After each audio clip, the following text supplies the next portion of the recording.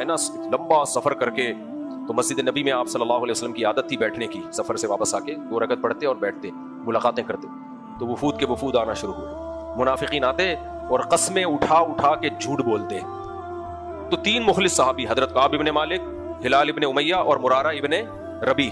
اچھا، منافق کو جھوٹ سے وہ بات ادھر چلی گئی نا، وہ منافقین آ کے قسمیں اٹھا اٹھا کے جھوٹ بولنے لگے کہ اللہ کی قسم ہمیں عذر تھا، ہمارے یہ مسئلے تھے، ہمارے یہ مسئلے تھے۔ نبی صلی اللہ علیہ وسلم ان کے ظاہری الفاظ کو قبول کرتے، وَوَكَّلَ سَرَائِرَهُمْ إِلَى اللَّهِ، اور ان کے باطن کو کس پہ چھوڑ دیتے؟ اللہ پہ۔ جب کعب ابن مالک آئے نا تو نبی نے ان سے پوچھا، اے کعب، کیا تم نے سواری نہیں خریدی تھی؟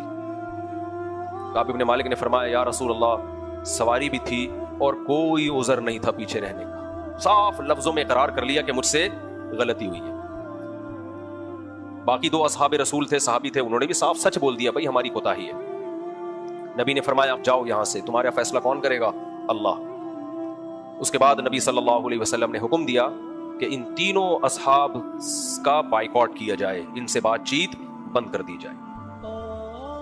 تو حضرت کعب ابن مالک کی صحیح مسلم کی حدیث ہے، غالباً بخاری میں بھی ہے، فرماتے ہیں ایسی حالت ہو گئی تھی کہ قرآن نے اس حالت کا تذکرہ کیا ہے، زمین اپنی کشادگی کے باوجود تنگ ہو گئی، جیل کی کوٹری لگنے لگی تھی، نہ کوئی سلام کرتا، نہ سلام کا جواب دیتا، نہ دیکھتا، یہ حالت ہو گئی تھی۔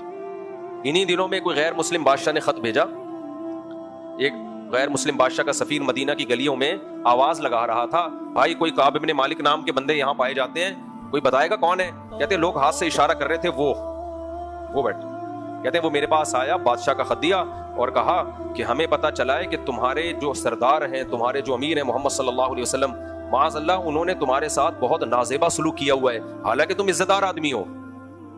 دیکھو کیسا برگلا رہے ہیں کہ نہیں برگلا رہے۔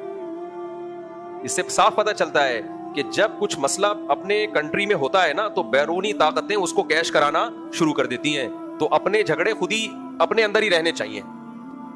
کعب ابن مالک اگر پھسلنے والے ہوتے تو یہ موقع تھا پھسلنے کا، وہ برگلا رہا ہے کہ دیکھو تمہارے ساتھ اچھا سلوک نہیں ہو رہا، تم ہر جنگ میں نبی کے ساتھ شریک، احد میں تم گئے، فتح مکہ میں تم گئے، حدیبیہ میں تم، ہر جگہ تم، اتنی سی ایک دفعہ لڑائی میں شریک نہیں ہوئے اور غلطی مان لی، سوری کر لیا، یہ تو نہیں بنتا کہ بائیکاٹ ہو جائے، بات چیت بند۔ حتیٰ کہ آپ کی بیوی کو بھی حکم دے دیا تھا کہ اپنے میکے چلی جاؤ، ان کو بھی حکم دیا ان کے ساتھ مت رہو، اپنے میکے چلی جاؤ، وہ بھی اپنی والدہ کے گھر آ گئیں، بیوی بھی گئی۔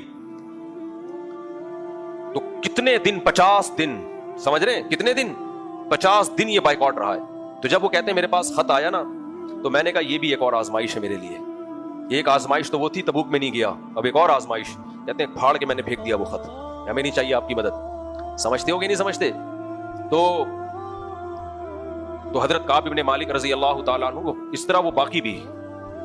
تو اب جو باقی 2 صحابی تھے ان کی ایج بھی تھوڑی زیادہ تھی، بوڑھے تھے وہ، تو ان کی بیویوں نے اجازت لے لی کہ ہم اپنے بوڑھے شوہر کو چھوڑ کے جائیں گے، یہ اکیلے ہیں، ان کی خدمت کرنے والا کوئی بھی نہیں ہے۔ تو نبی نے اجازت دے دی کہ ٹھیک ہے تم ان کی خدمت کے لیے رہ سکتی ہو، لیکن شوہر اور میاں بیوی والا ریلیشن قائم کرنے کی اجازت نہیں ہے۔ انہوں نے کہا یا رسول اللہ، وہ جب سے ان کو پر سزا نازل ہوئی ہے نا، ان کو کسی چیز کی طرف ویسے ہی رغبت نہیں سوائے رونے کے، اور ان کا کوئی کام نہیں ہے۔